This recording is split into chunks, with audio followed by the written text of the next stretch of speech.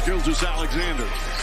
McCollum staying with him. Spins, gets inside. Left-handed off the glass. Oh, what a sweet move. Giddey, tough spot. Backdoor. What a pass. What a play. And J-Dub picks the pocket of Trae Young. He'll take it himself. This is Lou Dort. You're listening to the Uncontested. What is up, and welcome to the Uncontested Podcast, coming to you live Friday, March 29th, after the Oklahoma City Thunder beat the hell out of the Phoenix Suns, 128-103. I'm your host for the evening, Jacob Niffen, and I've got my guy with me tonight, J.D. Silva. Fella, we kicked their ass. Before we dive into this awesome game, I want to let you guys know that we are part of the Blue Wire Podcast Network and also brought to you by Social Order. That would be the folks who own Dave's Hot Chicken in Bricktown and Spark OKC, the phenomenal burger spot in Scissortail Park. Well, I'd also like fans of the show who listen regularly to know that the BLC burger is the Big League City burger and not whatever JD and Nick were trying to tell you the other night. Just want to make that clear. Fair. Another thing JD did not tell you Wednesday night is a little something happening at Dave's Hot Chicken. I was about to call you Dave. JD, would you like to tell the folks about what's happening at Dave's a week from tonight? Well, Jacob, there's going to be a uncontested watch party at Dave's Hot Chicken next Friday. And it's going to be great. That it will be. It's against the Indiana Pacers. Game tips at 6 p.m. We're going to have swag, giveaways. There should be some food specials that night. We're going to overtake Dave's Hot Chicken in Bricktown. We're all going to hang out. We're going to eat some wonderful food. Hopefully somebody decides to go with the Reaper flavor. That would be awesome. We are going to eat wonderful food. We're going to band together, and we're going to cheer on the Thunder to a road win against the Indiana Pacers. It should be an absolute blast, so we'd love for you guys to come hang out with us. So mark your calendars, make your plans. Friday, April 5th at Dave's Hot Chicken in Bricktown. JD, another Shai-less night, but so much of a different outcome as the Thunder take on the Phoenix Suns, who are fighting for playoff positioning in the West. They don't want to be in the play-in. And just got their asses beat. I mean, the Thunder, the first quarter was a little close. The Thunder go into the break, heading into the second quarter, up 2. And after that, just never looked back. I mean, just blitzed them. The defense after that first quarter, exquisite, locked in. The rotations were tight. Offense, so many contributions. I got it pulled up right here. Give me just a moment. The points by quarter for Phoenix. They had 32 in the first. They hit 6 threes in that first quarter. After that, 27, 21, 23. Their big three was healthy, and they scored 103 points on the Thunder tonight. I think after watching the Suns in person, I think the Thunder have a deeper roster even without SGA out there. That is what it felt like. Wow. Like the Suns, is Grayson Allen the Suns' third best player? I mean, fourth, right? Yeah. After Book, KD, and Beal. Yeah. But those guys are like never healthy.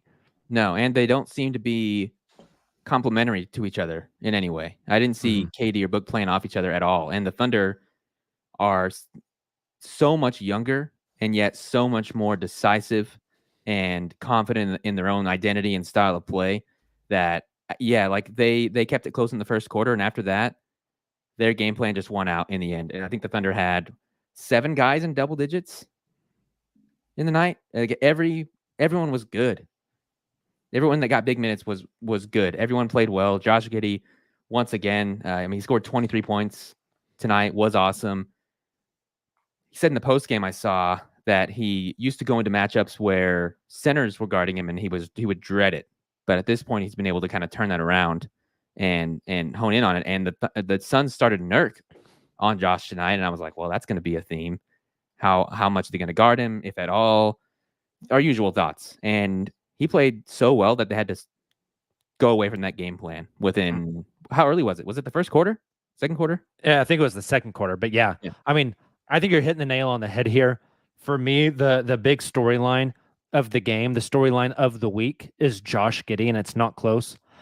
His line tonight, 23 on 10 of 15, 1 of 3 from 3, 2 free throws, 7 rebounds, 9 assists, a block, only 3 turnovers. That's a 3-to-1 assist to turnover ratio. He just looks like a different guy. He looks so confident going to the basket. I used to dread watching Josh Giddey drive because it felt like they were going to be missed layups. He's just being an asshole and driving in and lowering his shoulder into whoever's in front of him. He's pushing him out of the way. You know the meme, I think I got my swagger back. Yeah. That is Josh. Like, he has found it just at the right time. I don't think it's like a blessing in disguise that Shai hasn't been playing. Like, you want Shai to play. But Josh has just found a groove. And if Shai comes back, when Shai comes back, and I think that'll be Sunday. Yeah. Against the Knicks. And the rest of these guys have kind of found this momentum. Isaiah Joe falls in that category. And they all kind of start clicking together.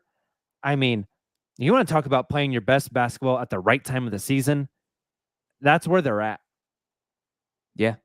Our complaints about this team recently has been with the lack of bench scoring. So, yeah, maybe it's not actually a blessing in disguise, but like objectively, SGA being out has given the other guys, has forced the other guys on the bench to do more than they usually do. And I think that has pushed them to be greater than they had been. Like Isaiah Joe specifically has been like so good. He had another 14 points tonight.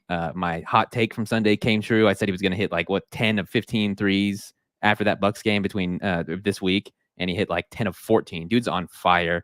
Had the dunk last game, obviously.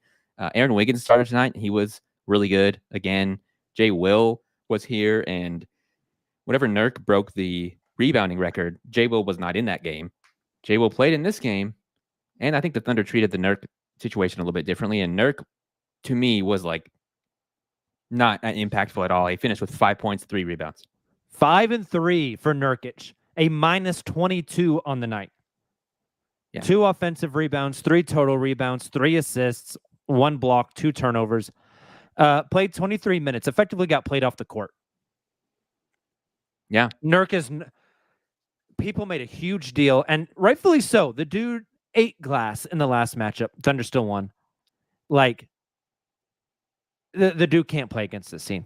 We were talking, because we were at the game tonight, JD, with our buddy Carrie, who's in town this week. Shout out to Carrie for taking us to the game. We had a blast. Talked a lot of trash. It was a good time. But we were talking at the game, like, this matchup does not scare me in the playoffs. If it's 2-7 Thunder Spurs, or sorry, not Spurs, Thunder Suns, or like 3-6 Thunder Suns, I'm okay with that. This might be, and I've been saying it for a long time, this might be one of the matchups I'm most comfortable with. Don't want to dive into the playoff talk because we have a lot of that coming up. But staying on this game, you were kind of saying this just a second ago, JD. There's not a single Thunder player that played tonight that I thought was bad or had a bad game. Everyone who played was awesome.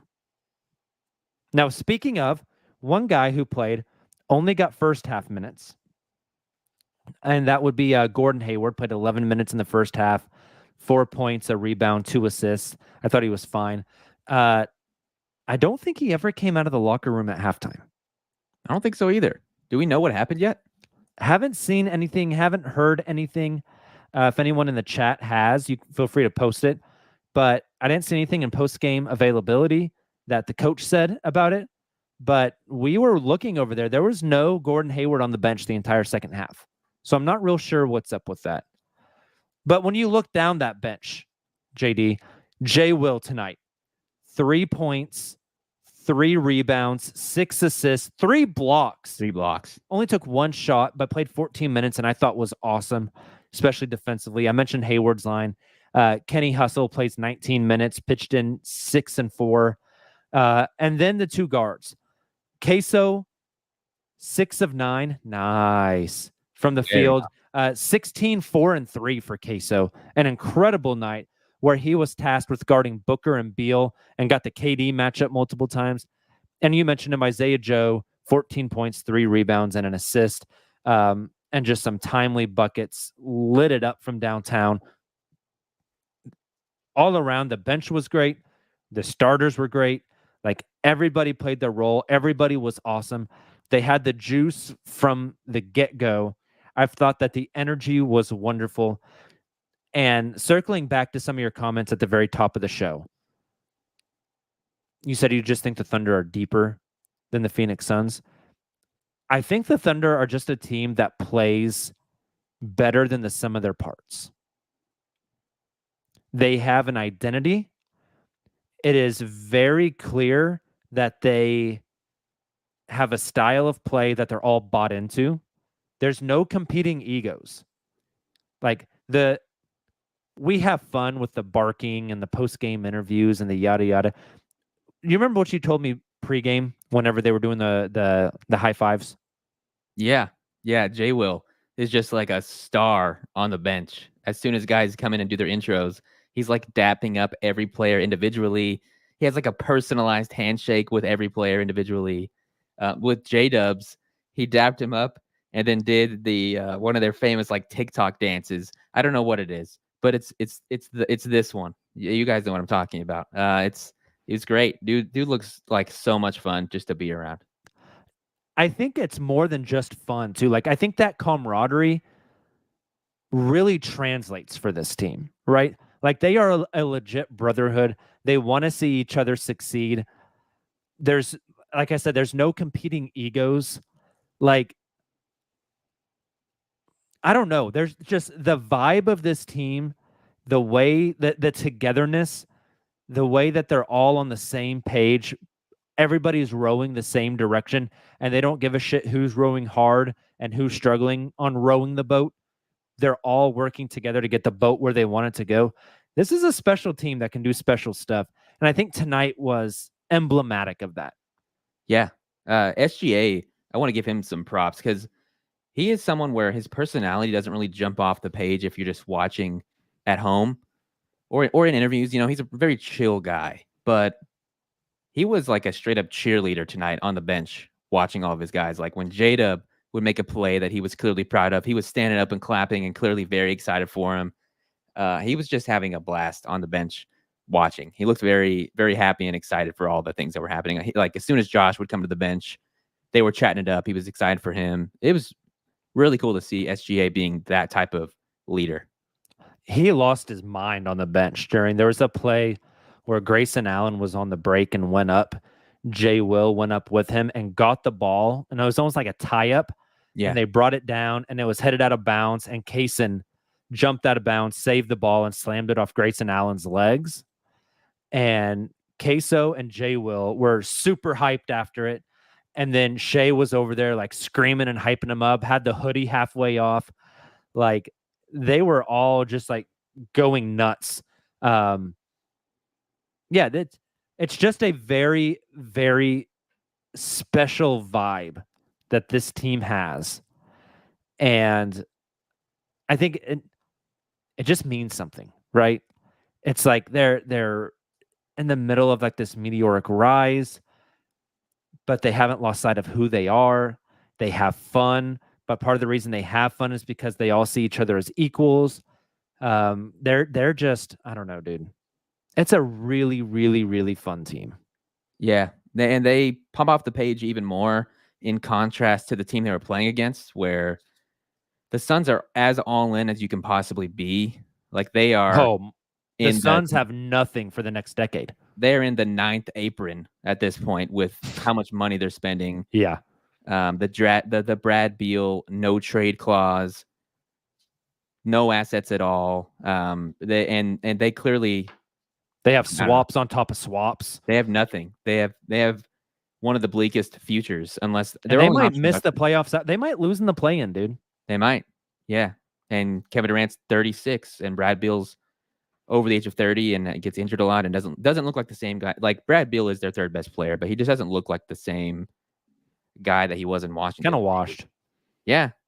It's not good vibes there, I'll say. Totally agree.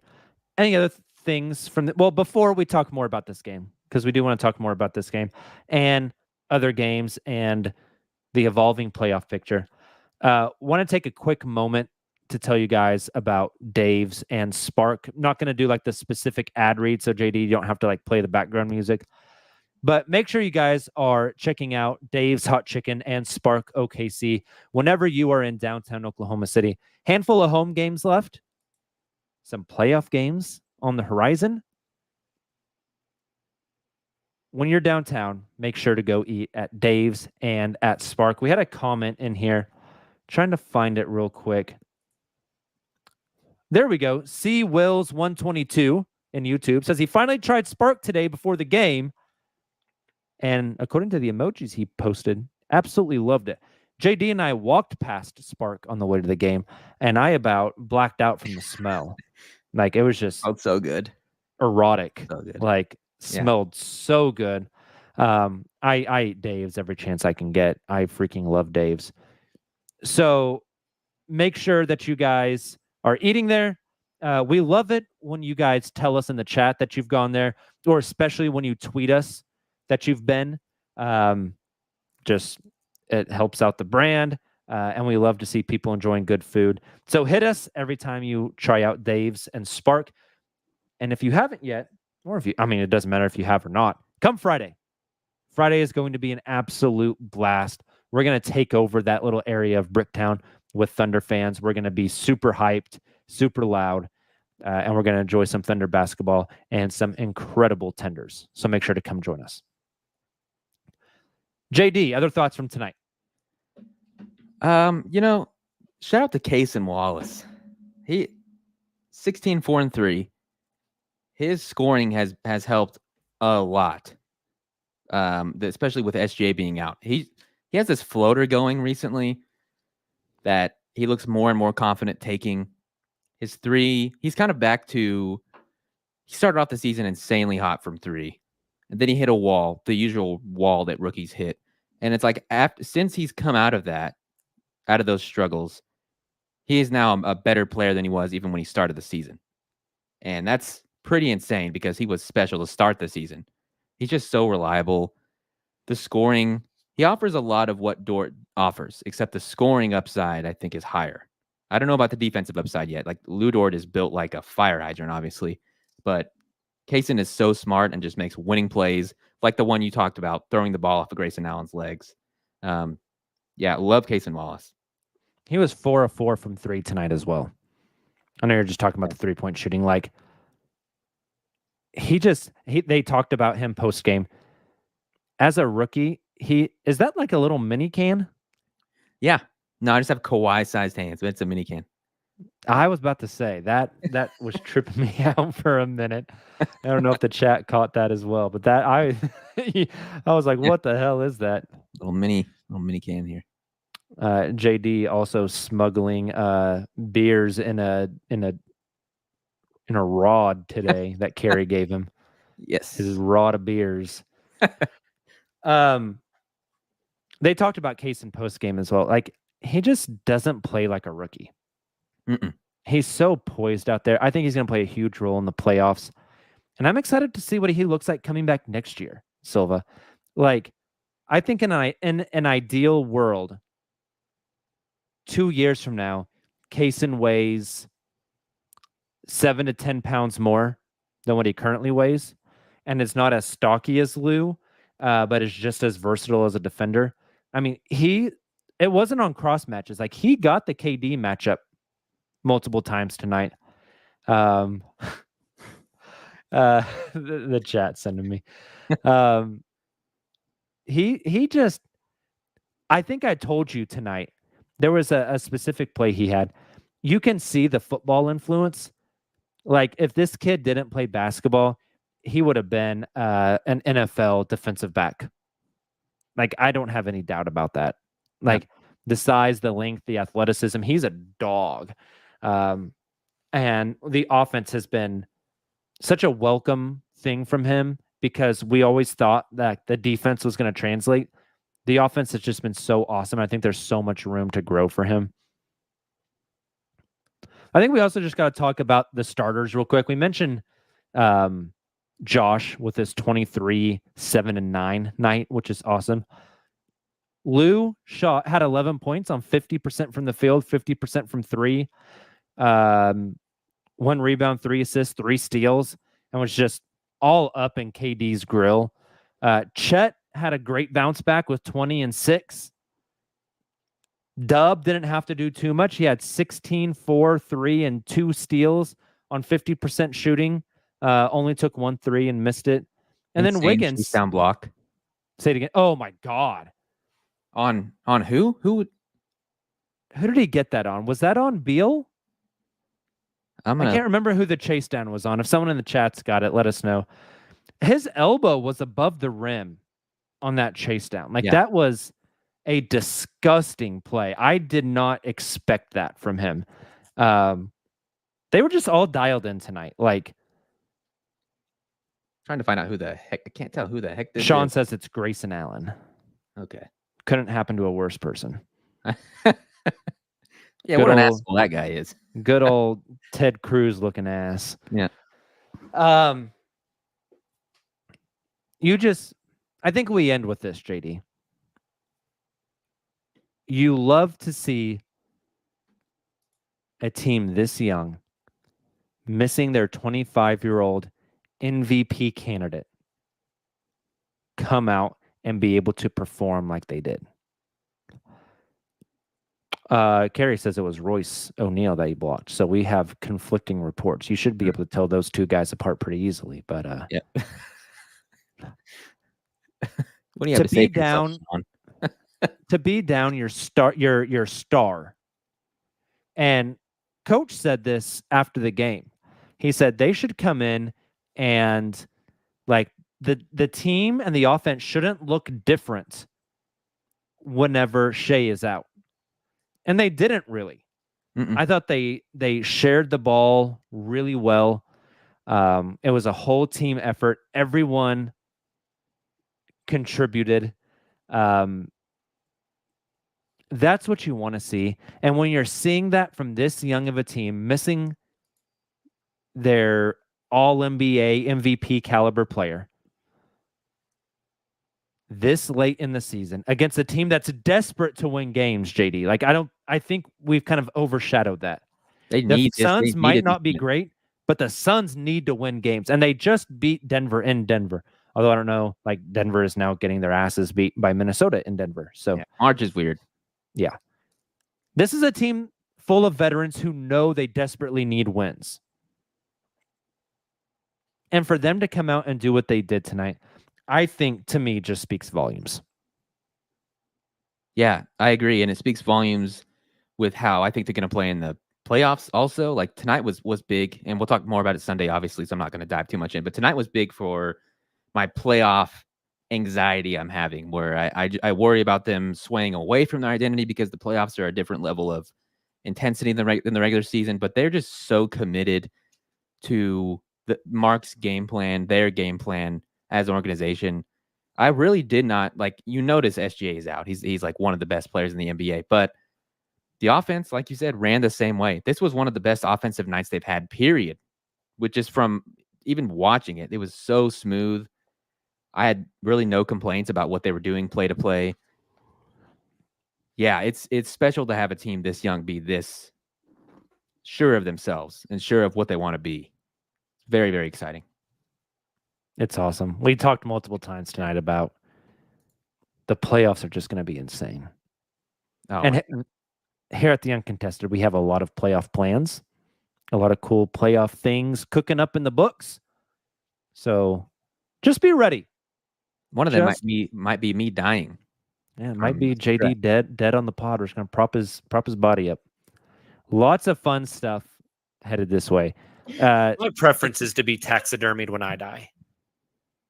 Hey, you know what? Give me the parlay one before we get out of here. I've never made a parlay in my life. Still true.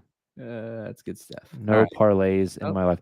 Can I also get Can you play a sounder while the outro music plays? Is that Yeah, possible? which one do you want? Yeah. I want to 6ix9ine things. He needs to do some 6ix9ine things. Josh Giddey did some 6ix9ine things tonight to the Suns, JD. He did. Hell of a Josh week. Incredible form. Thank you guys for tuning in to the late version of the pod. If you're in the live stream, thank you guys for coming and chilling. We love you.